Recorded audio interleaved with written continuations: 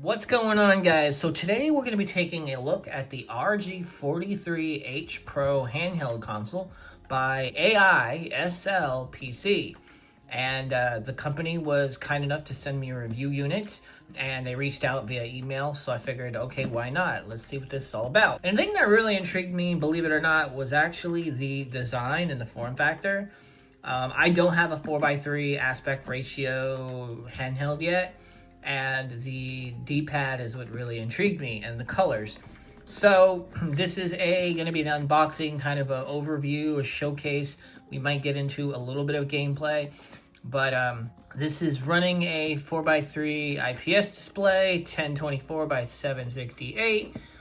It has a RK43H quad core, a 4,000 milliamp battery, has Wi-Fi, vibration meter. On the back, you guys can see that it comes in various little different colors. It has a color black, it has the kind of GameCube color, kind of an aqua blue, and then silver, and then this Pikachu yellow. I actually don't know what color's in here. I haven't opened it up yet, so we'll see which one they sent me.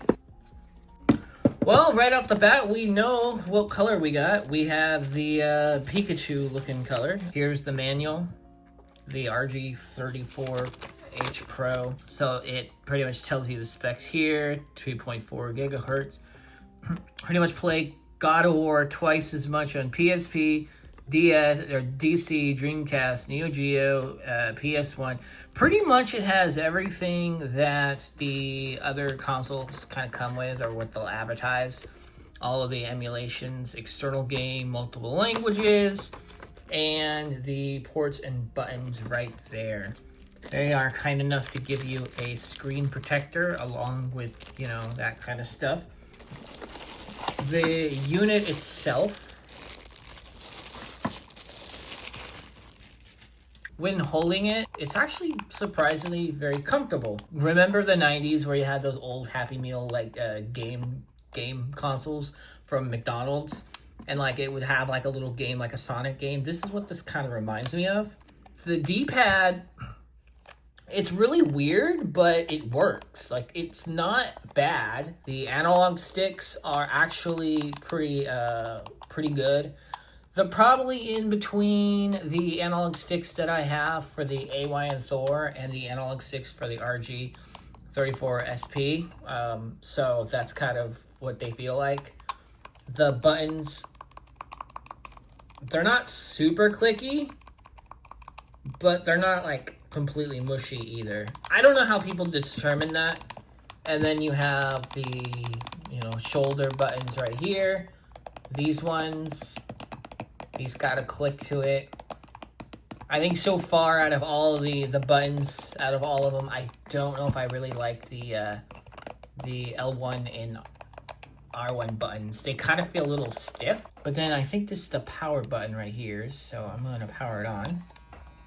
So it's been about a week and a half. I had time to play around with this device, really get into the ins and outs to, give my overall impression of what I think about it, the things that I like, the things that kind of confused me, and things that I think could be improved on for another variation model if they decide to do something like this later. First off, the thing I noticed right off the bat is you'll notice that these circular little indentations, which should have buttons. This confused me a little bit because when I looked at the manual, I saw that there was supposed to be the section for a home button and a back button. However, if you look on the console, there is no home button or back button. Now, I just don't know if this is something that they had thought about putting there and they just never got around to doing it, or it was something that they've scrapped. But that was kind of a little bit of a confusing thing. And the reason why that's a little bit of a letdown is because a lot of the menus, any menu navigation or, changing things up are going to be dedicated to holding the select button, pressing the select and start to exit games, messing around with the menus. So when you get into like things like RetroArch, and you're going to obviously have the instructions here to get into the functionality shortcuts, which, this is given. This isn't necessarily a complaint. This is just something that I think with a dedicated menu button, you aren't necessarily sharing that same space with the Select. So the other thing too that I think could be really improved on is the speakers. The speakers are on the back rather than the front.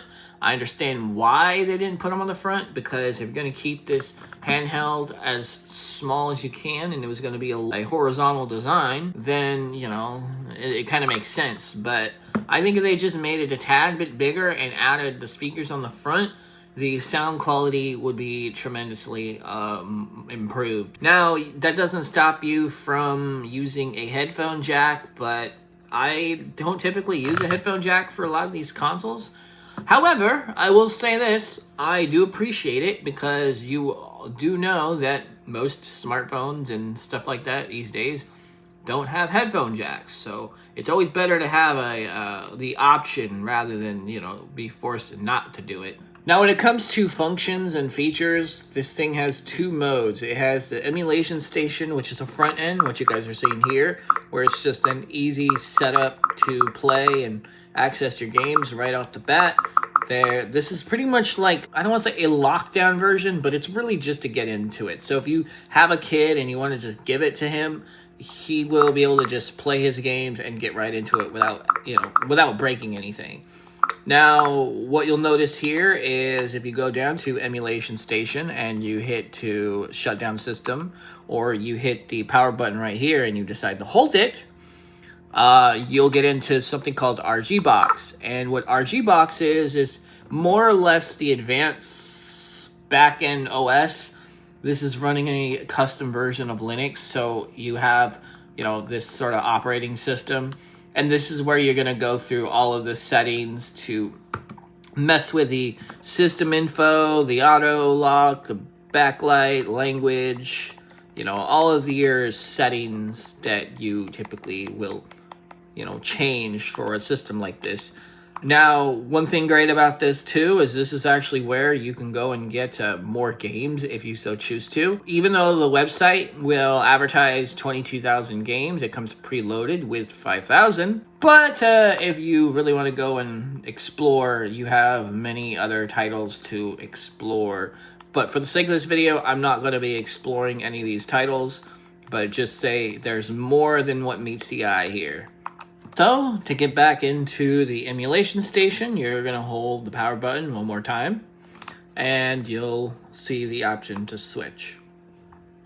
Personally, when it comes to this handheld and what I've experimented with so far, I prefer to keep it on Emulation Station. I really don't mess with the settings too much. I'm more of a plug and play type of person. I don't really like to fumble around with too many settings, but if I have to, then I usually will have no issue doing that. Now, when it comes to the D-pad, I had got used to the D-pad a little bit, but it is still one of those things where I would prefer to have a actual regular D-pad rather than, you know, this circular button.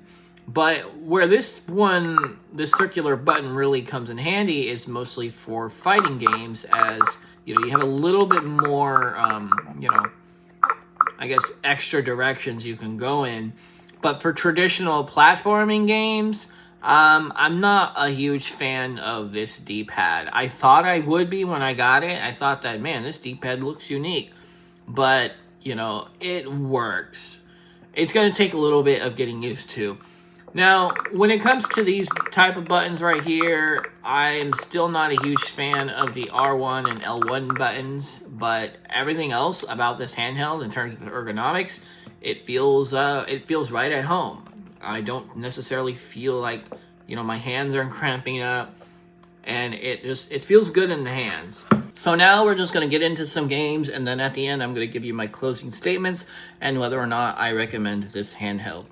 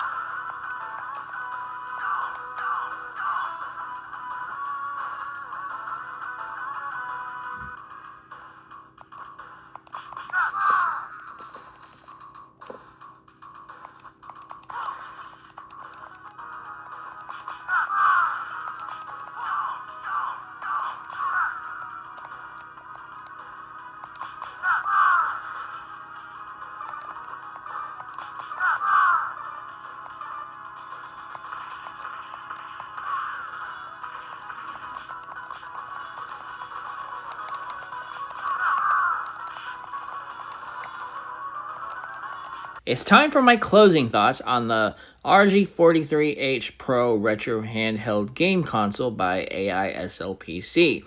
So I'm on the pricing page right now for this console, and you'll notice that it's $99 on sale or $109 depending on your storage options. But if you look at the regular price, they're looking for about $150 or $160. And if I'm being honest and transparent on this, you can definitely get things a lot better for that price. I think that the sale price should be its regular price, and that the sale price should probably be closer to $60 to $80, given what it's capable of doing. That's not to say that this is a bad console, because the two things that this console has going for it is the ergonomics and the screen size. So another thing I want to point out too is that the technical specifications also list this as having 1 GB of RAM and 4 GB of internal storage. I think the 4 GB of internal storage is what's holding the operating system, and then the SD card that comes included with it is what holds all of your games and media. They are also offering free shipping and 1-year warranty and 30-day returns for anybody that is on the fence of picking this up. Firmware updates are also found on their website, so if you're looking for a few other firmware options, this is kind of where you'll go to update them, and there is a guide that will take you through the whole process. I think this system is going to be able to handle anything from the PSP, Dreamcast, anything that comes before it with no sweat. I wouldn't try and push the limits past that, and I don't even know if you can, but if this is just something that you're looking to play, like retro handheld games from Game Boy Advance to, Game Gear, a lot of 2D side scrollers, fighters and platformers and racing games, then I think you got this. It's got pretty much you covered there. If you're interested in picking this one up, they have been nice enough to send over a affiliate link in the description below, as well as in the pinned comment. I'm aware that these retro handheld gaming consoles are a dime a dozen, and there's plenty of deals and sales out there that you may go and do some window shopping on. Thank you guys for watching, and I'll talk to you guys later.